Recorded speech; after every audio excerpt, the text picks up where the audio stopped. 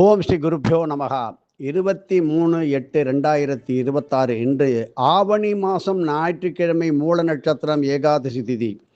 மிக மிக பழமையான புராதனமான தொன்மையான வழிபாடுகளிலே மிக மிக முக்கியமான ஸ்ரீ சூரிய நாராயண சுவாமி வழிபாடு ஒன்று இருக்கின்றது. உண்மையில் திருமணத்திற்கு பின்னும் நம் வாழ்வில் தொடர வேண்டிய முக்கிய வழிபாடுகளில் மிக மிக முக்கியமானதே ஸ்ரீ சூரிய நாராயண சுவாமி வழிபாடு.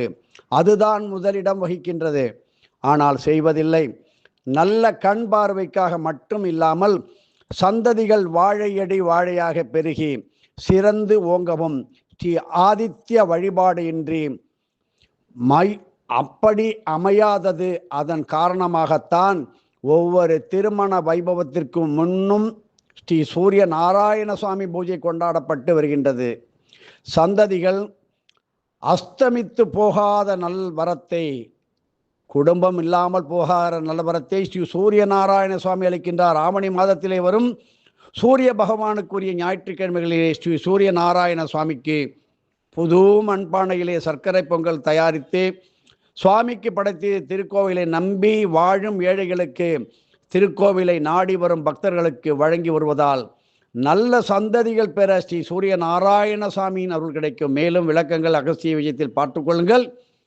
இன்றைக்கு தென்குடி திட்டை மார்க்கத்தில் சுரைக்காயூர் கிராமத்தில், கள்ளக்குறிச்சி செம்பியமாதேவி அருகில் உள்ள வீர சோழபுரம் கிராமத்திலும் ஸ்ரீ சூரிய நாராயணமூர்த்தி என்ற பெயரிலே பெருமாள் மூர்த்தி அருள் பார்க்கின்றார். ஜபாம குசும சங்காசம் காசியபேயம் மகத்யுதம் தமோரிதம் சர்வ பாபக்னம் பிரணதோஸ்மி திவாகரம் என்று சொல்லலாம்.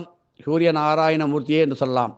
இதை 12 முறை சக்தி வாய்ந்த இந்த துதியை ஓதி கிழக்கு நோக்கி சாஷ்டாங்கமாக விழுந்து வணங்கி பூஜையை நிறைவு செய்ய வேண்டும்.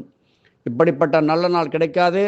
இன்று சிவபெருமான் நேரடியாக வந்திப்பாட்டிக்கு தரிசனம் செய்து அவளே தயாரித்த பிட்டை வாங்கி தான் என்ற அகங்காரம் கொண்ட மதுரை பாண்டிய மகாராஜனுக்கு சாட்டையடி விழுந்த தவறு செய்த அரசனுக்கும் தெய்வம் கொல்லும், ஏழைக்கும் இறைவன் அருள்வான் என்கின்ற விதத்திலே இன்று ஸ்ரீ சொக்கநாதனாக மதுரை எம்பதியிலே வைகை நதியினுடைய ஆற்றின் ஓட்டத்தை நிறுத்தி வந்திக்கு உதவி செய்து நேரடியாக மனித ரூபத்திலே, தெய்வம் மனுஷ ரூபேனாம் என்று சொல்வார்களே, இதுதான் உண்மை.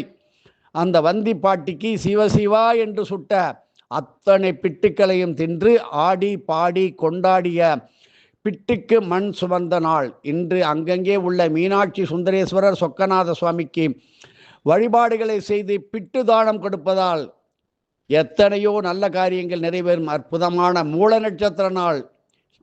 இப்படி தர்ப்பண வழிபாடு நாள், அதையும் மறந்து விடார்கள். வாஸ்து நாள் ஏகாதசி. இன்று பூர்வாங்கம் ருத்ர ஏகாதசி. ருத்ர ஹோமம் செய்வதும் மூல நட்சத்திர ஸ்தலமான மப்பேடு சிங்கீஸ்வரர் ஆலயத்தில் அபிஷேக ஆராதனை, ஹோம